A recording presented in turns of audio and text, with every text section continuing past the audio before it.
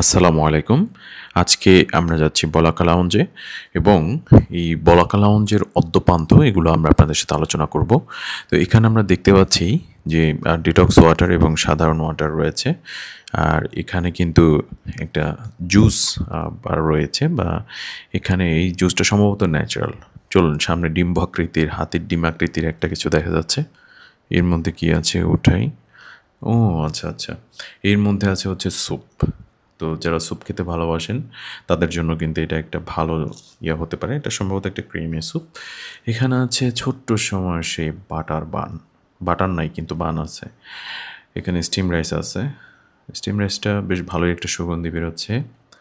ওদিকে এক ভাই দেখি কি নিচ্ছে, চামেচ ভরে ভরে ভরে ভরে খুব আস্তে আস্তে নিচ্ছে। আচ্ছা, ভাইয়ের নেওয়া শেষ। আচ্ছা, এটা হচ্ছে ভেজিটেবল পোলাও মেবি। হ্যাঁ, এটা ভেজিটেবল পোলাও। ভাইয়া ঢেকে দিল সুন্দর করে যাতে আমি আর না দেখতে পারি। আর এখানে বাম পাশেই আছে হচ্ছে ডাল দিয়ে, ডাবলির ডাল বা বুটের ডাল দিয়ে হচ্ছে গরুর মাংস। ভাইকে একটু ওভারটেক করে যাচ্ছি। আর এটার মধ্যে, হ্যাঁ এটার মধ্যে আছে চিকেন মনচুরিয়ান। হ্যাঁ, এটার মধ্যে চিকেন মনচুরিয়ানটা আছে, আমার খুব ফেভারিট একটা জিনিস।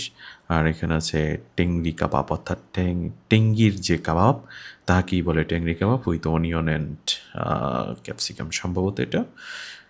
এবার এটার মধ্যে কি আছে, হাতির ডিম, ঘোড়ার ডিমের মধ্যে পটেটো বেকড। হ্যাঁ, পটেটো বেকড, সাথে আছে গাজর। হ্যাঁ, গাজরের বেকও আছে। এটা অন্য কোনো নাম থাকতে পারে, আমি আসলে জানি না। অ্যান্ড এই পাশটাতে যেটা আছে এটা হচ্ছে বিভিন্ন সবজি, এটা কুমড়া আছে, তারপরে গাজর ইত্যাদি ইত্যাদি আরও অনেক কিছু থাকতে পারে। এবার এই পাশে আসি ডেজার্ট আইটেম। ডেজার্ট আইটেমের মধ্যে এটা হচ্ছে ব্যানানা কেক। ব্যানানা কেকের উপরে এটা সম্ভবত কালো কিসমিসের কিছু একটা হবে, যে লোকাল।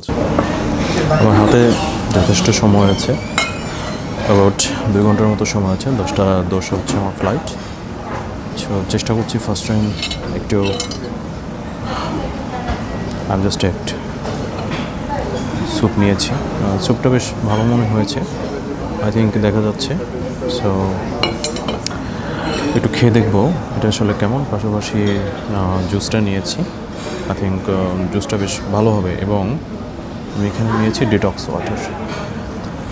তবে আমার মনে হয়েছে যে বলাকার আরও কিছু আইটেম অ্যাড করা উচিত ছিল, আইটেম একটু কম হয়ে গেছে। সো আমার মনে হয় যে যদি বলাকা আরও কিছু আইটেম অ্যাড করতো দেন ভালো হতো।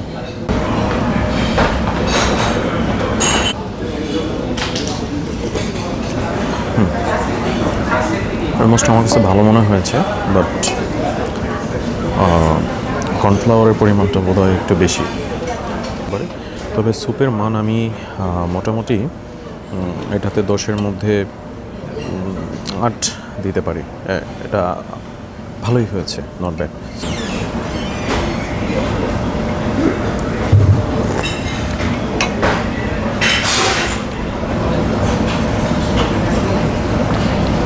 It's natural.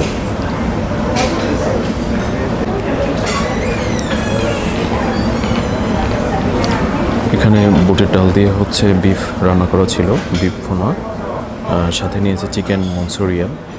এবং এখানে যেটা আছে এটা হচ্ছে সালাদ নিয়েছি। এখানে টেংরি কাবাব নিয়েছি, সাথে 2 পিস পটেটো ওয়েজেস নিয়েছি। এটা অ্যাকচুয়ালি ওয়েজেস না, এটা সম্ভবত পটেটো ফ্রায়ার লাইক দিস, এরকম কিছু একটা হবে। তো এখানে খুব বেশি আইটেম ছিল না। রাইস খেয়ে দেখি রাইসের কী অবস্থায় আছে। একটু ঘি ইউজ করা হয়েছে, সাথে ইউজ করা হয়েছে একটু, এবং এখানে সম্ভবত বাটারও আছে। আমার কাছে সব ফ্লেভার মিলিয়ে মনে হচ্ছে যে it's totally little bit different. And because know that এখানে এটা হচ্ছে ভেজিটেবল পোলাও।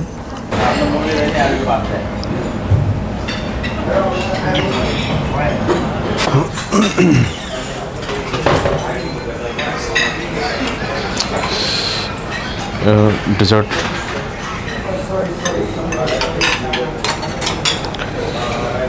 ডেজার্টটা দেখছি, এটা কেমন হবে জানি না। এক পিস নিচ্ছি।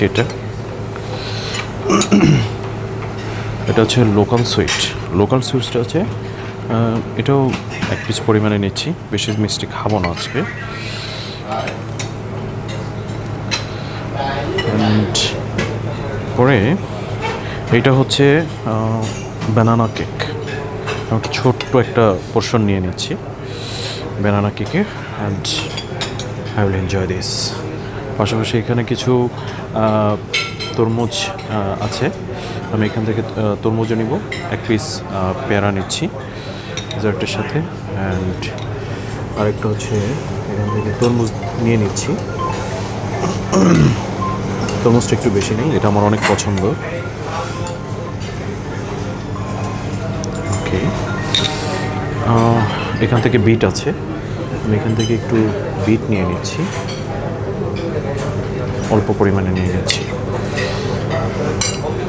আর এখানে আরও অনেক কিছু আছে, এগুলো আমি খাচ্ছি না আপাতত, বাট আপাতত এগুলোর মধ্যেই হচ্ছে আমি একটা ছোট রিভিউ করে দিচ্ছি, দেখা যাক কী হয়। চলুন আমাদের সাথেই।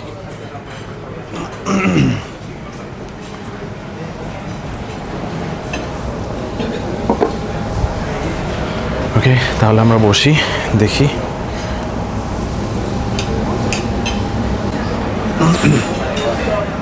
চলুন খাওয়া যাক। এখানে আমি বলে দিই, এটা হচ্ছে বিট, আর পাশেরটা হচ্ছে ব্যানানা কেক, ওটা হচ্ছে নর্মালি যে কেকটা বলে আর কি।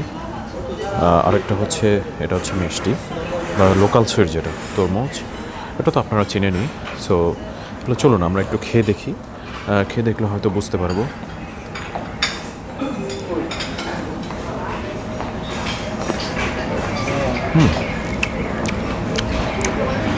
প্যারার ব্যাপারে তো তাদের কি কোনো মার্কিং করা যাবে না, এটা তো ন্যাচারাল, বাট মাশাআল্লাহ অনেক মিষ্টি।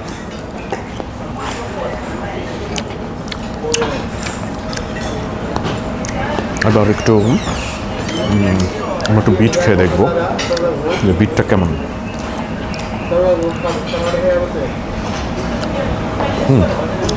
তবে আমার মনে হয়েছিল বয়েল করার পরে যে সম্ভবত এটার ভিতরে যে কোনো একটা গন্ধ থাকে, একটা স্মেল থাকে, সেই স্মেলটা সম্ভবত থাকবে না। কিন্তু মজার বিষয়টা হচ্ছে যে ওর স্মেলটা এখনও আছে, ওর স্মেলটা যায়নি। বাট তারপরেও আমি একটু খেয়ে নিচ্ছি বিকজ অফ একটু ভালো লাগতেছে, যদিও স্মেলটা খুবই মারাত্মক লেভেলের।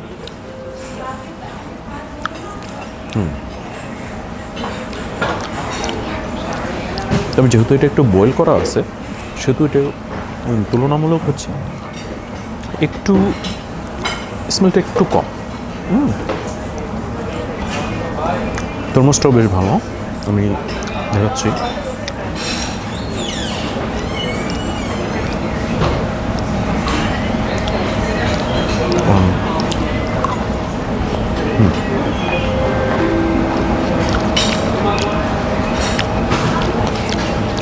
বলো ঠিক আছে, আলহামদুলিল্লাহ।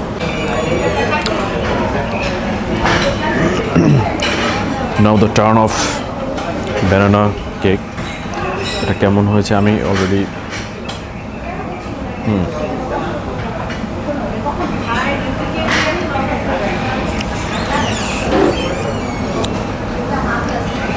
আমি ছোটো সময় খুব পিঠে খেতাম, তো আমার মনে হচ্ছে যে এটা অনেকটা বড়া পিঠা যে ফ্লেভারটা কলা দিয়ে যখন আম্মু বানাতো, একদম সেম ফ্লেভার, সেম। তবে সত্যি এটা অনেকটা বলা যেতে পারে আমার শৈশবকে মনে করিয়ে দিয়েছে। আমার কাছে খুবই ভালো লাগছে, সম্পূর্ণ ব্যানানার যে ফ্লেভারটা সেটা এটার মধ্যে আছে। তো আমি আরও দু এক পিস ট্রাই করবো, সাথে একটা জুস নিয়ে নিচ্ছি।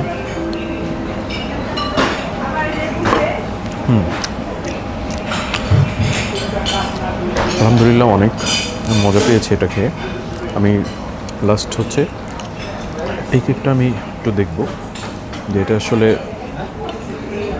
কেমন পেস্ট্রি, যেটা আর কি পেস্ট্রি, তো ট্রাই করা যাক। It's really soft. আমি কোনো ব্র্যান্ডকে প্রমোট করছি না, যেহেতু আমি কোনো ব্র্যান্ডকে প্রমোট করছি না সেহেতু আমি কোনো ব্র্যান্ডের নাম বলতে চাচ্ছি না। আমাদের দেশে খুব ভালো একটা ব্র্যান্ড আছে সত্যি বলতে যারা যারা এরকম কেক, এরকম সফট কেকটা আসলে তৈরি করে, সফট পেস্ট্রি তৈরি করে, আমি রিয়েলি এদের ডেজার্ট আইটেমটা আমার কাছে সবচেয়ে বেশি ভালো মনে হয়েছে। আমি যদি ব্যানানা